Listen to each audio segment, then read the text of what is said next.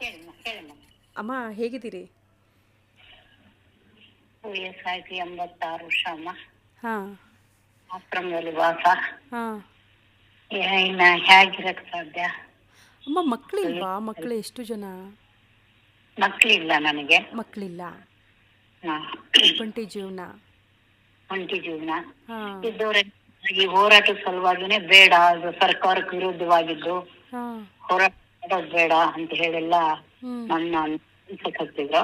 ಹ್ಞೂ ನಾನು ಬೇಡ, ನೀನ್ ಇದೂನು ಬೇಡ ಅಂದ್ಬಿಟ್ಟು ಹ್ಞೂ ಆಶ್ರಮ ಸೇರ್ಕೊಂಡೆ. ಹ್ಞೂ ಆಶ್ರಮದಿಂದಲೇ ಇದು ಹೋರಾಟ ಮಾಡಿದೆ. 24 ವರ್ಷ ಹೋರಾಟ ಮಾಡಿದೆ. ಹ್ಞೂ ದೇವರ ದಯದಿಂದ ಹ್ಞೂ ನನಗೆ ಜಯ ಸಿಕ್ತು. ಹ್ಞೂ ಆ ಖುಷಿನಲ್ಲಿ ಈಗಿದ್ದೀನಿ ಈಗ ನಾನು. ಹ್ಞೂ. ಅಮ್ಮ ಹೋರಾಟ ಮಾಡಿ.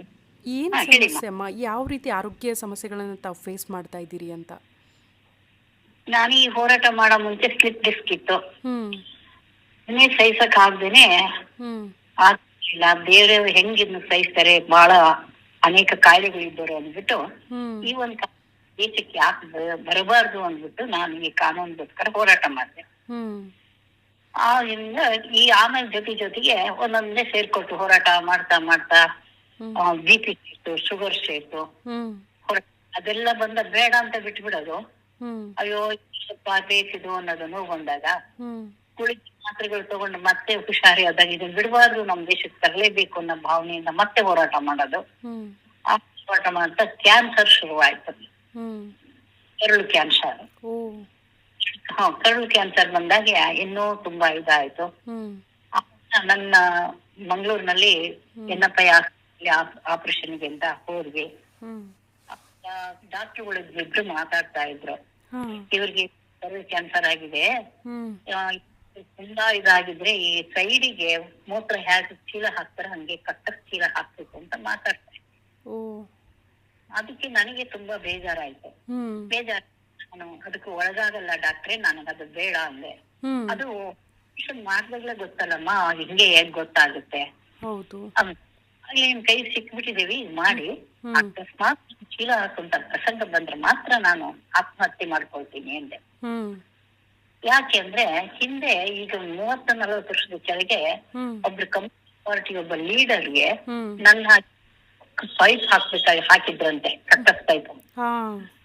ಅವ್ರಿಗೆ ಒಂದೊಂದ್ಸರಿ ಅವ್ರಿಗೆ ಅಸಹ್ಯ ಮೂಗು ಮುಚ್ಕೊಂತಿದ್ರಂತೆ. ಓ.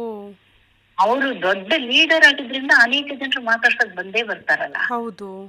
ಅದಕ್ಕೆ ಅವ್ರು ಏನ್ ಮಾಡಿದ್ರು, ಅಯ್ಯೋ ದೇವ್ರೆ ನನಗೆ ಇದು ಸಹಿಸಕ್ಕಾಗಲ್ಲ, ನನ್ನ ಎದುರಿಗೆ ಕುತ್ಕೊಂಡು ಹ್ಞೂ ಅವ್ರು ಹ್ಯಾಂಗ ಜನ ಸಹಿಸ್ಬೇಕು ಅನ್ನೋದು ಮನಸ್ಸಿಗೆ ನೋವು ಅಂದ್ಬಿಡ್ತು ಅವ್ರಿಗೆ ತುಂಬಾ. ಹ್ಞೂ ಈ ದಯಮಾಡಿ ಒಂದು ಕಾನೂನು ನಮ್ಮ ದೇಶಕ್ಕೆ ಯಾಕೆ ಬರಬಾರ್ದು ಅನ್ನೋ ಭಾವನೆ ಅವಾಗೆ ಬಂದಿತ್ತು. ಹ್ಞೂ ಅದ್ ತುಂಬಾ 30-40 ವರ್ಷ ಕೆಳಗೆ ಒಂದು ಲೇಖನ ಓದಿದ್ದು ಮನಸ್ಸಿಗೆ ನನಗೆ ನಟ ಇತ್ತು. ಹ್ಞೂ ಹ್ಞೂ ಹ್ಞೂ ಹ್ಞೂ ಇದ್ದ ನಾನು ಈ ಚೀಲ ಹಾಕ್ಸ್ಕೊಳ್ಳಲ್ಲ, ಅಕಸ್ಮಾತ್ ನೀವೇನಾದ್ರೂ ಹಾಕಿದ್ರಂದ್ರೆ ನಾನು ಆತ್ಮಹತ್ಯೆ ಮಾಡ್ಕೊಳ್ತೀನಿ, ನನ್ನಿಂದ ತೊಂದ್ರೆ ಆಗ್ಬಾರ್ದ, ವಾಸನೆ ಗಲೀಜು ಅಂತ ಹ್ಞೂ ಅಂತ ಹೇಳ್ಕೊಂಡ್ರೆ.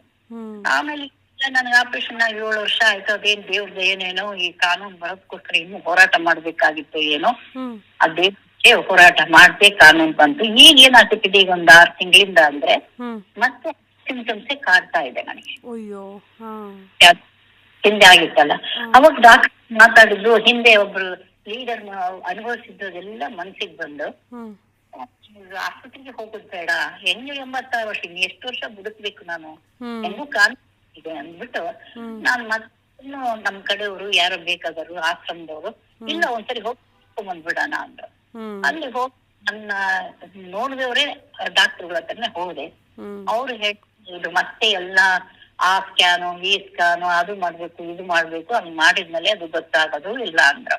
ಹ್ಞೂ ಯಾವಾಗ ಹೇಳಿದ್ರು ನಾನ್ ಹೋಗೋದೇ ಬಿಟ್ಬಿಟ್ಟೆ. ಹ್ಞೂ ನನಗೆ ಹಿಂದಿನ ಸಿಂಪ್ಟಮ್ಸ್ ಕಾಣುತ್ತಂದ್ರೆ ಈಗ ಮತ್ತೆ ಚೀಲ ಹಾಕೋದೇ ಆಗುತ್ತೆ, ಅದು ಹಾಕ್ಸ್ಕೊಳ್ಳೋದು ಬೇಡ, ನಾನು ಇರೋದು ಬೇಡ ಅಂದ್ಬಿಟ್ಟು ಹ್ಞೂ ಈಗ ಹೋಗಲ್ಲ. ನೋವು ಬಂದಾಗ ಮಾತ್ರೆಗಳು ತಗೋತೀನಿ, ಬದುಕ್ತಾ ಇದ್ದೀನಮ್ಮ. ಹ್ಞೂ ಆ ಒಂದು ದೃಷ್ಟಿಯಿಂದ ನಾನು ಈಗ ಏನ್ ಮಾಡಿದೀನಿ ಅಂದ್ರೆ, ಇಷ್ಟು ವರ್ಷ ನಾನು ಒಂದ್ ದಯಾಮರಣ ನನಗೂ ಬೇಕು, ನನ್ನಂತೆ ಕೋಟಿ ಕೋಟಿ ಜನರಿಗೂ ಬೇಕು ಇದಕ್ಕೆ ಅವಶ್ಯಕತೆ ಅಂದ್ಬಿಟ್ಟು ಪ್ರತಿ ಅಪ್ಲಿಕೇಶನ್ ಅಲ್ಲೂ ಎಲ್ಲಾ ಸರ್ಕಾರಕ್ಕೆ, ಕೋರ್ಟ್ಗೆ, ಎಲ್ಲದಕ್ಕೂ ನೆದರ್ಲೆಂಡ್ಗೂ ಕೂಡ ಬರ್ದಿದ್ದೆ ನಾನು. ಓ. ಹ್ಞೂ. ಹ್ಮ್. ಅಮ್ಮ ಹೆಂಗೆ ಅಂದರೆ ನಾವೆಲ್ಲ ಈಗ ಸಾವು ಅಂದರೆ ಭಯ ಬೀಳ್ತೀವಿ, ಅಯ್ಯೋ ಸಾಯ್ಬೇಕಾ ಅಥವಾ ಸಾಯೋ ಕ್ಷಣಗಳನ್ನು ನೋಡೋಕ್ಕೂ ಒಂದು ಒಂದು ಕ್ಷಣ ನಮಗೆಲ್ಲ ಭಯ ಆಗುತ್ತೆ. ಬಟ್ ಅಷ್ಟ್ರ ಮಟ್ಟಿಗೆ ಆರೋಗ್ಯ ಸಮಸ್ಯೆಗಳು ವಿಪರೀತ ಆಗಿ ಹೋಗಿತ್ತಾ? ಅಂದರೆ ಇದನ್ನು ಸಹಿಸ್ಕೊಳ್ಳೋಕ್ಕಿಂತಲೂ ಸಾವೇ ಬೆಟ್ರು ಅಂತ ಅನ್ಸೋಕ್ಕೆ ಶುರುವಾಯ್ತಾ ನಿಮಗೆ ಹೆಂಗೆ ಅಂತ? ಹೌದಪ್ಪ, ಹ್ಞೂ ನಾನ್ ತಗೊಂಡಿದ್ದೀನಿ. ಇದನ್ ಮುಂದೆ ನಾನು ಅನುಭವಿಸ್ತಾರೆ. ಹ್ಞೂ ನಾನೀಗ ಎಲ್ಲರಿಗೂ ಬರ್ದು ಹಾಕ್ಬಿಟ್ಟಿದ್ದೀನಿ. ಹ್ಞೂ ಸುಪ್ರೀಂ ಕೋರ್ಟ್, ಹೈಕೋರ್ಟ್, ರಾಜ್ಯಪಾಲರಿಗೆ, ಹ್ಞೂ ಆಮೇಲೆ ಇಲ್ಲಿ ಸ್ಥಳೀಯ ಕೋರ್ಟ್ಗೆ, ನಮ್ ಡಿಸಿಗೆ, ಹ್ಞೂ ಎಲ್ರಿಗೂ ಬರೆದು ಹಾಕ್ಬಿಟ್ಟಿದ್ದೀನಿ. ನನಗೆ ದಯಾಮರಣ ಬೇಕು. ಈಗ ಫಸ್ಟ್ ನೋಡ್ ನಾನೇ ಹೋರಾಟ ಮಾಡಿ ನಾನು ಎಲ್ಲರಿಗೂ ಬರಿತಾ ಇದ್ನಲ್ಲ, ನನಗೂ ಬೇಕು, ನನ್ನಾಗೆ ಕೋಟಿ ಕೋಟಿ ಜನರಿಗೂ ಬೇಕು ಅಂತಾನೆ ಹೇಳ್ತಿದ್ದೆ. ಹ್ಞೂ ನನಗೂ ಅವಾಗ್ಲೇ ಕೇಳ್ಕೊಂಡಿದ್ದೀನಿ. ಅಂದ್ರೆ ಈ ಭಯಂಕರವಾಗಿ ರೋಗ ಇರುವಂತಾರೆ, ಯಾಕಮ್ಮ ನಾನು ಅದಾಗ್ಬಾರ್ದು. ನನ್ನವರು ತನ್ನವರು ಅನ್ನೋರು ಇಲ್ಲ ಜೊತೆಗೆ. ಜೊತೆಗಿಲ್ಲ, ಯಾರಿದ್ರು ನೋವು ತಗೋತಾರಮ್ಮ, ಯಾರು ತಗೊಳಲ್ಲ ನೋವು. ಹ್ಞೂ ಈಗ 80 ವರ್ಷ ಆಯ್ತು ಮಗು, ಹ್ಞೂ ನನಗೆ ಎಷ್ಟು ಬೇಕಾಗಿದೆ ಸಾಕು. ಹ್ಞೂ ಒಂದು ದೊಡ್ಡ ನಾನು ನಮ್ ದೇವ್ರು ಕೊಟ್ನಲ್ಲ, ಅದು ನನಗಾಗಿನೇ ಕೊಟ್ ನೀನು ಅಂತ ಹೇಳಿ ಸಂತೋಷ ಆಗ್ತಿದೆ. ಹ್ಞೂ ನಾನೀಗ ಫೀಲ್ಡ್ ಆಗ್ಬೇಕು ಅಂತ ಹೇಳಿ ಮಾಡಿದ್ದೀನಿ. ನಿಮ್ಮೆಲ್ಲರ ಒಂದು ಕೃಪೆಯಿಂದ, ನಿಮ್ಮೆಲ್ಲರ ಒಂದು ಇದರಿಂದ ನನಗೆ ಬೇಕೇ ಬೇಕು.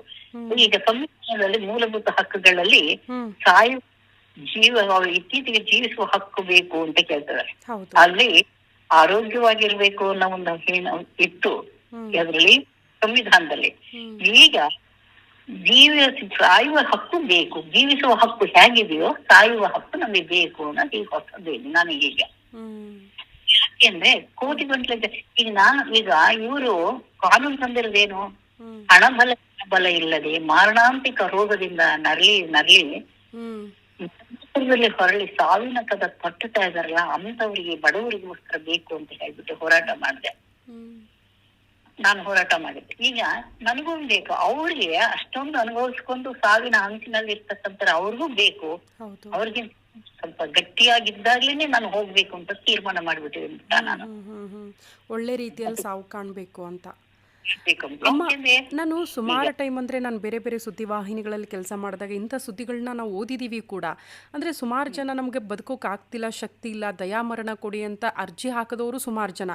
ಬಟ್ ಎಲ್ಲೂ ಕೂಡ ಅವಕಾಶಗಳು ಸಿಗಲಿಲ್ಲ. ಅವ್ರ ಸಮಸ್ಯೆಗಳನ್ನು ಆಲಿಸಿ ಬಗೆಹರಿಸ್ತೀವಿ ಅಂತ ಮುಂದೆ ಬಂದರು. ಬಟ್ ಇಲ್ಲಿ ಬಗೆಹರಿಸೋದಕ್ಕೆ ಸಾಧ್ಯವೇ ಆಗದೆ ಇರುವಂಥ ಪರಿಸ್ಥಿತಿಯಲ್ಲಿ ಇದ್ದೀರಾ ತಾವು?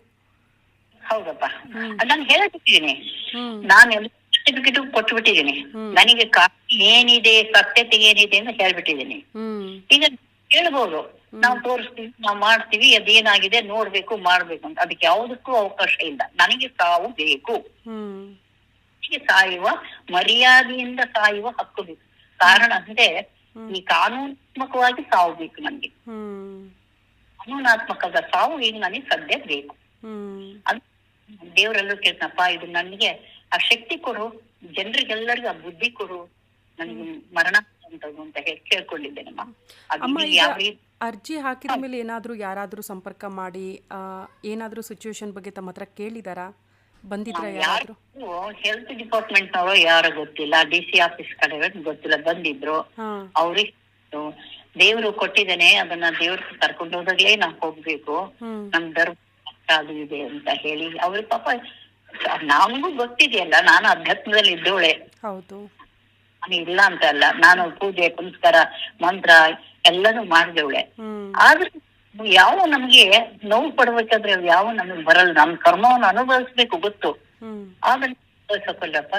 ನೀನ್ ಕರ್ಕೊಂಡು ಹೋಗ್ತೀವಿ ಅದ್ಕೊಂಡು ನಾನೇ ಬರ್ಲು ಅಂತ ಕೇಳ್ತಾ ಇದ್ದೀನಿ ದೇವರಿಗೆ. ಹ್ಞೂ ಕರ್ಕೊಂಡು ಹೋದ್ರೆ ನಾನು ಸಲ್ಲಿಸೋ ಬರ್ತೀನಿ. ಹ್ಮ್. ಇಲ್ಲ, ನಿನ್ನ ಪ್ರೀತಿ ಇದೆ ನನಗೆ, ಅದಕ್ಕೆ ನಾನೇ ನಿನ್ನ ಹತ್ರ ಬರ್ತಾ ಇದ್ದೀನಿ ಅಂತ ಹೇಳ್ತಾ ಇದ್ದೀನಿ. ಹ್ಞೂ ಯಾವ ಪ್ರೀತಿ ಇದ್ದ ಹತ್ರ ತಾನೇ ಮಾತಾಡೋದು, ಮಾತಾಡೋದು.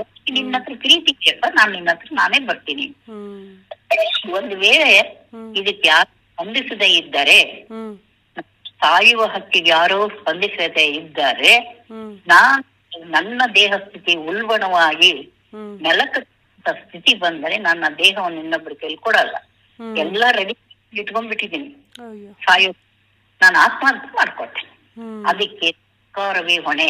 ಹ್ಞೂ ನನ್ನ ಸಾವು ಆತ್ಮಹತ್ಯೆ ಅಲ್ಲ, ಮರ್ಯಾದೆಯ ಸಾವು ಎಂದು ಪರಿಗಣಿಸಬೇಕು. ಹ್ಞೂ ಬರೆದಿಟ್ಟಿದ್ದೀನಮ್ಮ ನಾನು. ಎಲ್ಲರಿಗೂ ಇದಕ್ಕೆ ತಿಳಿಸಿದ್ದೀನಿ, ನಾನು ಇದೇ ರೀತಿ ಬರೆದು ತಿಳಿಸಿದ್ದೀನಿ. ಹ್ಞೂ ಅದಕ್ಕೆ ನನಗೆ ಸಾಯುವ ಹಕ್ಕು ಬೇಕು. ಒಂದು ಕಾನೂನಾತ್ಮಕವಾಗಿ ಸಾಯ್ಬೇಕು ಅಂತ ಇದ್ದಿದ್ದೆ, ಈ ಕಾನೂನು ಬಂದಿದೆ, ಕಾನೂನಾತ್ಮಕವಾಗಿ ನನಗೆ ಮರಣ ಬೇಕು. ಖಂಡಿತ. ಖಂಡಿತ ಅಮ್ಮ. ಈಗ ನೀವು ಅರ್ಜಿ ಹಾಕಿದ್ದೀರಿ, ಕಾನೂನಾತ್ಮಕವಾಗಿ ಅದೇನು ಪ್ರೋಸೆಸ್ಸು ಪ್ರಕ್ರಿಯೆಗಳಿದೆಯೋ ಎಲ್ಲ ಕೂಡ ಪೂರ್ಣ ಆಗಲಿ. ಪಾಪ ಸತತವಾಗಿ 20-25 ವರ್ಷ ಹೋರಾಟ ಮಾಡಿದ್ದೀರಿ, ಇನ್ನು ನನ್ನಿಂದ ಶಕ್ತಿ ಇಲ್ಲ ಅದನ್ನ ಅರ್ಗಿಸ್ಕೊಳ್ಳೋಕ್ಕೆ ಅಂತ ಹೇಳ್ತಿದ್ದೀರಿ. ಬಟ್ ತಾಯಿ ಸ್ಥಾನದಲ್ಲಿರೋದ್ರಿಂದ ನಮ್ಮ ಆಶೆ ಏನಂದರೆ, ಇಲ್ಲ ನೀವು ಹುಷಾರಾಗಿರಬೇಕು, ಆರಾಮಾಗಿರಬೇಕು, ಯಾರ ಸಾವು ಕೂಡ ಈ ರೀತಿ ಕೇಳ್ಕೊಂಡು ಸಾಯಬೇಕು ಅನ್ನುವಂಥ ಪರಿಸ್ಥಿತಿ ಬೇಡ ಅಂತ ನಾವು ಅಂದ್ಕೊಳ್ತೀವಿ. ಬಟ್ ನಿಮ್ಮ ಸಿಚುವೇಶನ್ ನಿಮ್ಮನ್ನು ಆ ರೀತಿ ಫೇಸ್ ಮಾಡೋಕ್ಕೆ ನಿಮಗೆ ಆಗ್ತಾ ಇಲ್ಲ ಅನ್ನೋದು ಗೊತ್ತಿಲ್ಲ. ಒಟ್ಟಿನಲ್ಲಿ ಗೌರ್ಮೆಂಟ್ ಆಗಲಿ ಅಥವಾ ಕಾನೂನಾತ್ಮಕವಾಗಿ ಏನು ಪ್ರಕ್ರಿಯೆ ಇದೋ ಅದು ಪೂರ್ಣ ಆಗಲಿ. ನೀವೇನು ಬಯಸ್ತಿದ್ದೀರೋ ಕೊನೆ ಕ್ಷಣಕ್ಕೆ ಆ ರೀತಿನಾದರೂ ಆ ಪ್ರಕ್ರಿಯೆಗಳನ್ನು ಅನುಸರಿಸೋಕೆ ಅವ್ರು ಮುಂದೆ ಬರಲಿ ಅಂತ ನಾವು ಕೇಳ್ಕೊಳ್ತೀವಿ ಅಮ್ಮ. ತಾಯಿ ಧನ್ಯವಾದ ತಾಯಿ, ನಿನ್ ಮಾತು ಸತ್ಯ ಆಗ್ಲಿ ಅಂತ ನಾನು ಧರ್ಮಸ್ಥಳ ಮಂಜುನಾಥನ್ ಬೇಡ್ಕೊಳ್ತೀನಿ ತಾಯಿ. ನಿನಗೆ ಧರ್ಮಸ್ಥಳ ಮಂಜುನಾಥ್ ಎಲ್ಲರಿಂದನೂ ನಿನಗೆ ಒಳ್ಳೇದು ಮಾಡ್ಲಿ ಅಂತ ಬಿಟ್ಟು ನಾನು ಪ್ರಾರ್ಥನೆ ಮಾಡ್ತೀನಿ ಅಮ್ಮ. Thank you. ಯಾವತ್ತೂ ನಾವು ನಿಮ್ಮ ಜೊತೆಗಿರ್ತೀವಿ. ಆರಾಮಾಗಿರಿಮ್ಮ.